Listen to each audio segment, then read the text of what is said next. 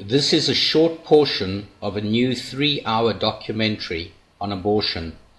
To watch the full 3-hour presentation, follow the links below.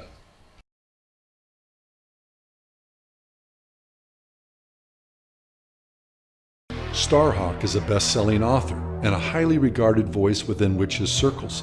She's also a licensed minister of the Covenant of the Goddess. Starhawk defended abortion this way: "It is in our encounter with the mysteries of birth and death that we meet the Goddess. So to take away our right to have that encounter through abortion, to face that often painful and difficult choice, is to deny a woman's deepest spiritual self." Susanna E. Budapest is a Hungarian-born witch considered to be the mother of the feminist spirituality movement in the United States. She founded the first feminist witches coven here in the 1970s, the Susan B. Anthony Coven No. 1, which served as a template for other feminist covens across the country. A prolific writer, Budapest has provided spiritual justification for abortion and offered abortion rituals in her books. In The Grandmother of Time, Budapest wrote, "Abortion is the prerogative of the Dark Mother." Dark Mother is an allusion to the life-taking aspect of the goddess that always accompanies her fertile, sensual nature. Budapest believed abortion is a woman's responsibility, making the choice of life and death as much a part of the goddess as her life-giving good nature. As one goddess-worshipping witch put it, the goddess who whets your appetite with sexual pleasure also whets the knife. Jeanette Paris is author of the books Pagan Meditations, Pagan Grace, and The Sacrament of Abortion. She's a witch who currently serves on the core faculty of the Pacific Graduate Institute in Carpinteria, California. In The Sacrament of Abortion, Paris writes, "It is morally acceptable that a woman who gives life may also destroy life. Whoever kills a fetus commits a murder," which happens to be a fascinating and sobering acknowledgement of a biblical and scientific truth. It is not immoral to choose abortion. It is simply another kind of morality, a pagan one. One can occasionally resort to abortion when it is necessary to sacrifice the fetus to a higher cause. In the book, a woman is instructed to consider the reasons behind abortion. Paris asks, to what ideal or what set of values is she sacrificing the fetus? Her repeated references to sacrifice is purposeful. Her entire book can be summed up as advocating abortion as a sacrifice to the goddess Artemis. Historically, the goddess Artemis was worshipped as a goddess of birth and a goddess of blood sacrifice. Abortion as a sacrifice to Artemis, abortion as a sacrament for the gift of life to remain pure. The post office box of an Aware Woman abortion clinic employee, Veronica Jordan, was the same mailing address for the Open Circle, the Wiccan newsletter, which recruited volunteers to work magic around the property of the abortion clinic. Why then does this newsletter recruit abortion clinic defenders and rally Wiccans for pro-abortion demonstrations? We see frequent Wiccan bumper stickers appearing on cars of abortion clinic workers. The goddess is alive and magic is afoot, and in goddess we trust.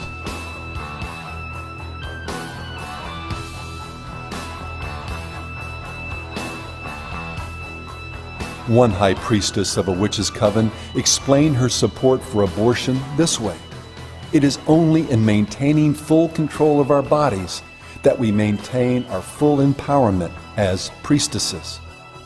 Access to abortion is truly a witch's issue."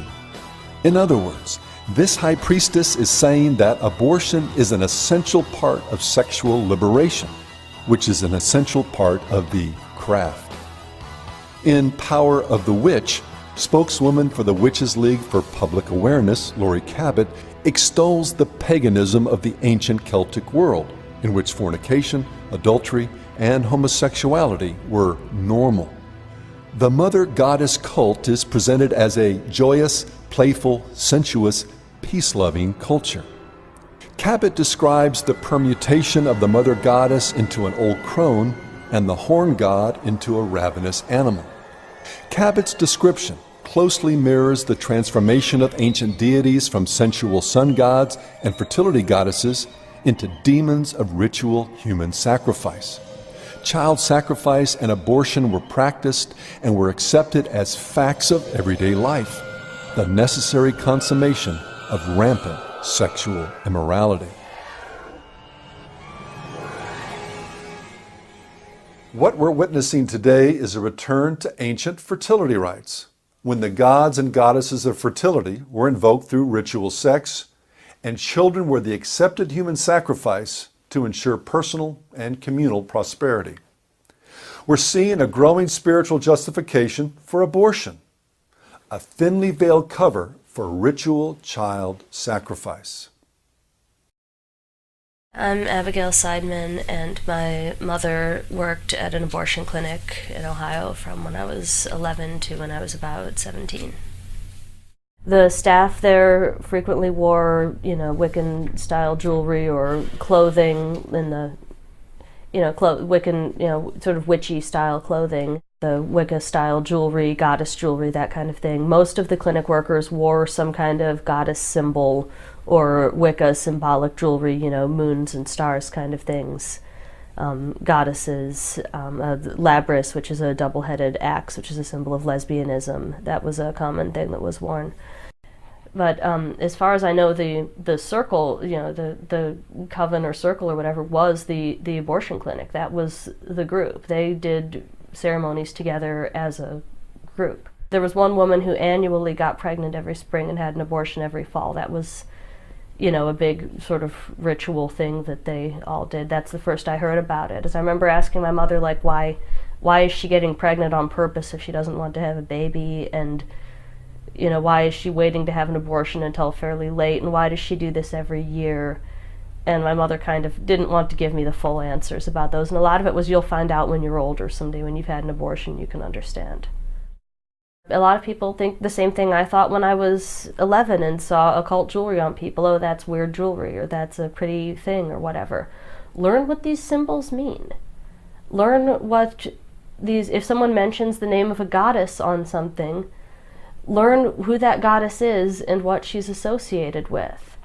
That's the best evidence. That's the best thing I can say as far as evidence. There were statues all over the clinic that I now recognize as being Ashtaroth, or there were dragons. Dragon symbology is very common. If you see this kind of stuff, that's the evidence. That's the only smoking gun I can give you, is find out. You have to educate yourself and then draw your own conclusions from the evidence.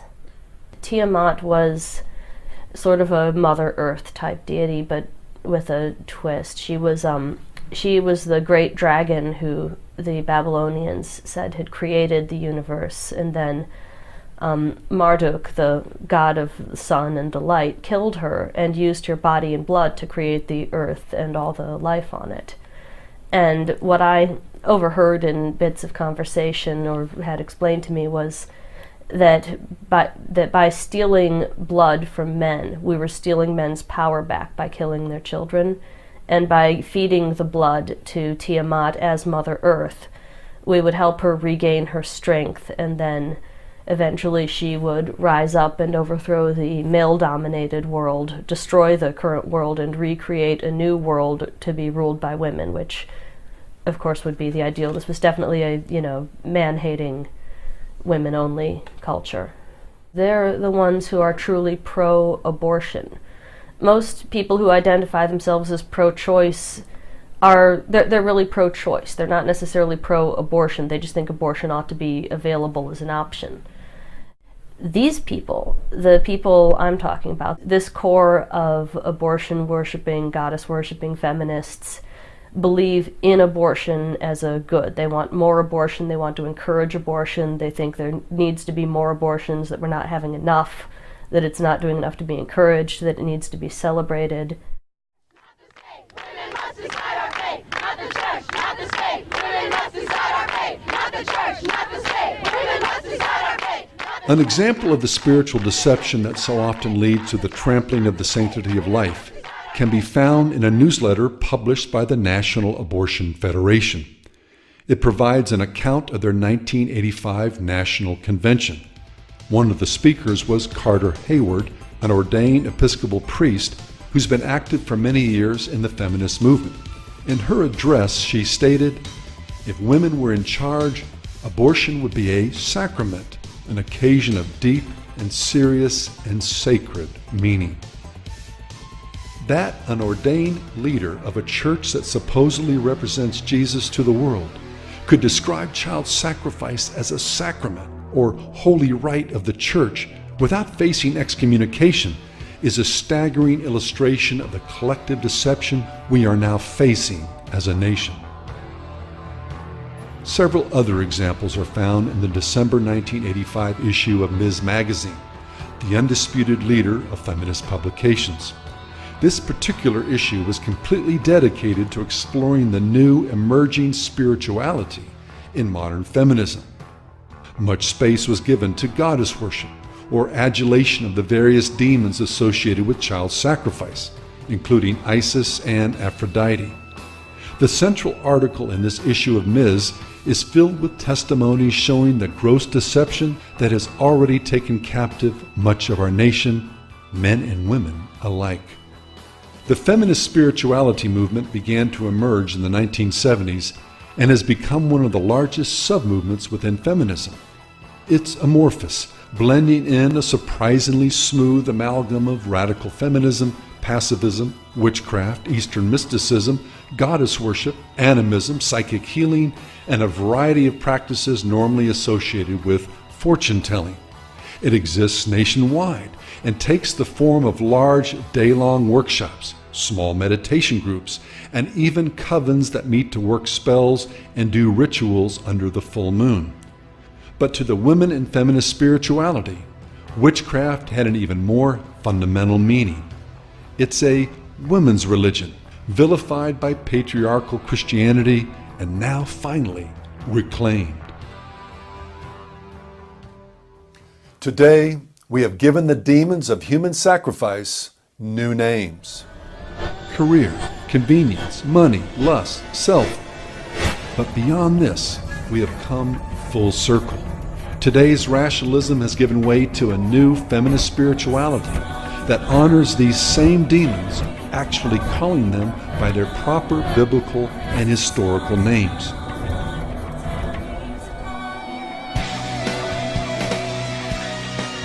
We are witnessing an explosion of books, magazines, how-to manuals, websites, artwork, and the inevitable paraphernalia that accompanies the development of any organized religion.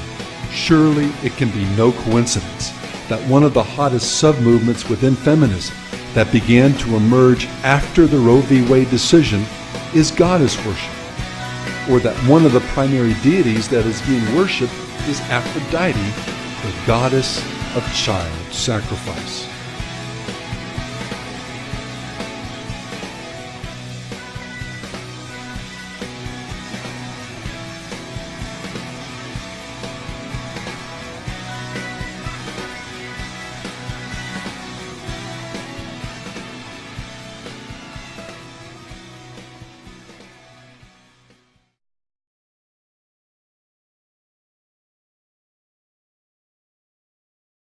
And enslavement, because we think abortion's good. I mean, I was thinking about it this morning, and it really hit me that I need to codify an entire 10-minute special report on this and not just get on the air and talk about it and really break down an epiphany I had about abortion. You know, I knew this about abortion, but it really hit me in like a 5-10 minute epiphany where I just stood there with my hand on the counter after my wife and children had left. Before I came into the office, they were gone on some errands. I just sat there, and it all made perfect sense. Because if you'll say those aren't humans and that that's not a life and you've got that choice and all the excuses, once you have the abortion, you're now committed to that idea and you'll commit to any other rationalization. You know, a lot of people have been involved in abortions, and as long as you realize it was wrong what you did and understand the fraud of it, you're cleansed. It's a great weight off your shoulders. I know. But I'll tell you, those of you out there, it is your religion. When I said women who have all these abortions and love abortion and are proud of it and brag about it, their wombs are temples to human sacrifice. They are the ultimate Satanists. They have murdered their children.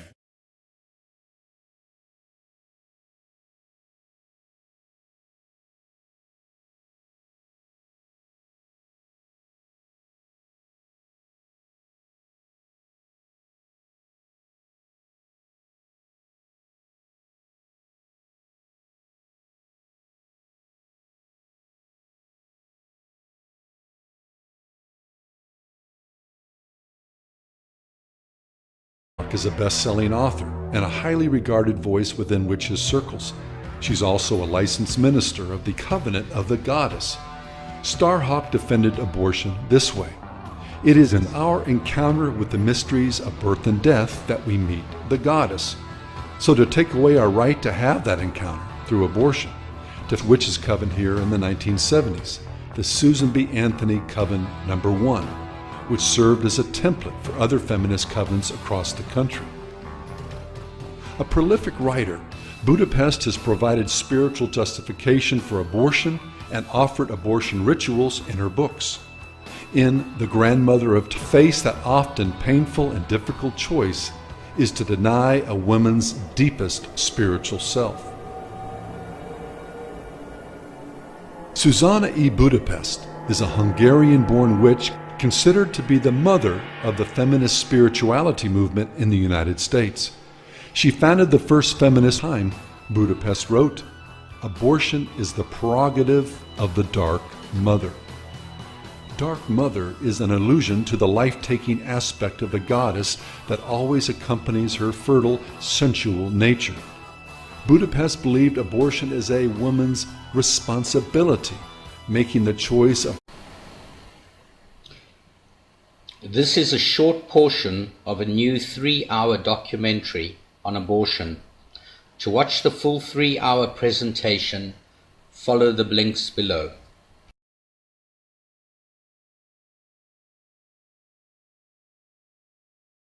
Starhawk